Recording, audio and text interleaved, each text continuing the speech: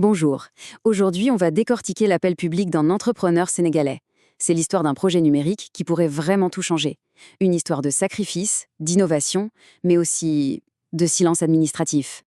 Voilà, cette phrase résume parfaitement la situation.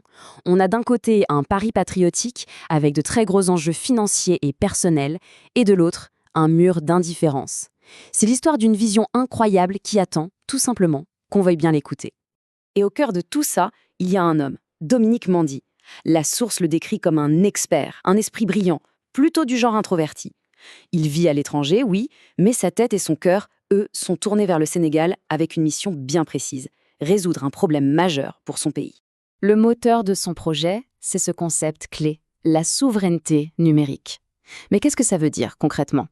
Eh bien, c'est l'idée de permettre au Sénégal de contrôler son propre avenir digital, de créer ses propres outils 100% sénégalais sans avoir à dépendre de géants étrangers.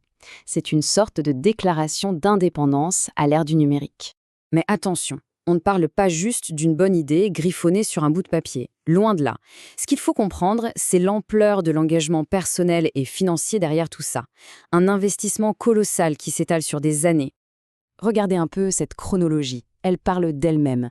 C'est un dévouement de tous les instants. Imaginez un peu, 4 ans et demi de travail acharné en recherche et développement, des millions investis de sa propre poche, pour arriver à un projet prêt à 95% qui, aujourd'hui, est au point mort. C'est un véritable parcours du combattant.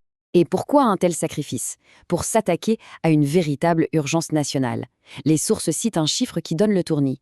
89% des citoyens se disent insatisfaits des services publics. C'est ce mécontentement massif que le projet de Dominique Mendy veut justement résoudre. Et c'est là qu'on arrive au principal obstacle. Malgré une solution qui semble cocher toutes les cases, Dominique Mendy se heurte à un mur. Un mur de silence de la part des institutions que son projet est censé aider. C'est assez paradoxal. Le problème, c'est vraiment le manque total de communication. Des mémos sont envoyés, mais ils restent sans réponse. Une demande de financement est rejetée, sans la moindre explication.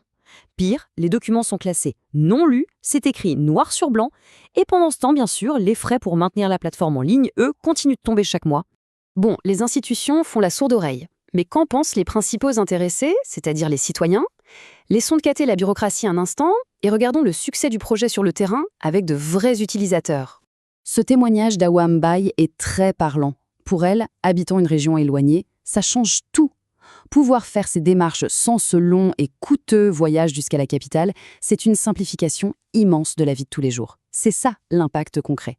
Le contraste est saisissant. Avant, c'était les déplacements obligatoires, des délais à n'en plus finir, et près de 3 millions de Sénégalais de la diaspora tout simplement mis de côté. Avec la plateforme, on passe à un accès à distance, un temps de traitement réduit de 80% et une inclusion totale. C'est littéralement le jour et la nuit. Et voici le chiffre qui répond directement au problème de départ. On se souvient des 89% d'insatisfaction? Eh bien, regardez ça. Les utilisateurs de la version bêta, eux, sont satisfaits à 96%. C'est une preuve écrasante que la solution fonctionne et qu'elle répond à un vrai besoin. Donc, on a la preuve que ça plaît aux citoyens. Maintenant, est-ce que ça tient la route financièrement? C'est une question cruciale. Et on va voir que l'argumentaire présenté à l'État est plus que solide.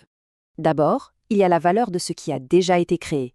Toute la technologie, le code, les systèmes, la propriété intellectuelle du projet est évaluée à 2,8 millions d'euros. Ce n'est pas rien, c'est un actif bien réel. Maintenant, pour passer à la vitesse supérieure et déployer tout ça à l'échelle nationale, l'investissement nécessaire est chiffré. Il est de 2,5 millions d'euros. C'est un chiffre clair et précis. Ok, 2,5 millions à investir, mais pour quel gain? Et là, attention, on parle d'une économie projetée de 15 millions d'euros par an pour l'État sénégalais, et ce, dès 2026. C'est énorme. Alors, si on résume l'aspect financier, ça donne quoi? Un retour sur investissement de 300% sur 5 ans. D'un point de vue purement économique, on peut difficilement faire plus convaincant. Avec tous ces éléments, la satisfaction des gens, les chiffres qui parlent d'eux-mêmes, toute cette démarche se conclut par un appel public, direct pour que le gouvernement passe enfin à l'action. Et la proposition est très concrète. Étape 1. L'État investirait 35% de la somme totale pour mettre en place le cadre légal et opérationnel. Étape 2. La plateforme serait déployée dans tout le pays. Et l'action immédiate pour tout débloquer, c'est simple. Une réunion formelle avec le ministère de l'Intérieur pour enfin sceller ce partenariat. On se quitte donc sur cette question qui reste en suspens. Est-ce que l'appel d'un seul entrepreneur, aussi passionné soit-il, peut vraiment faire bouger les lignes et changer la trajectoire numérique de tout un pays? La réponse à cette question pourrait bien définir une partie de l'avenir digital du Sénégal.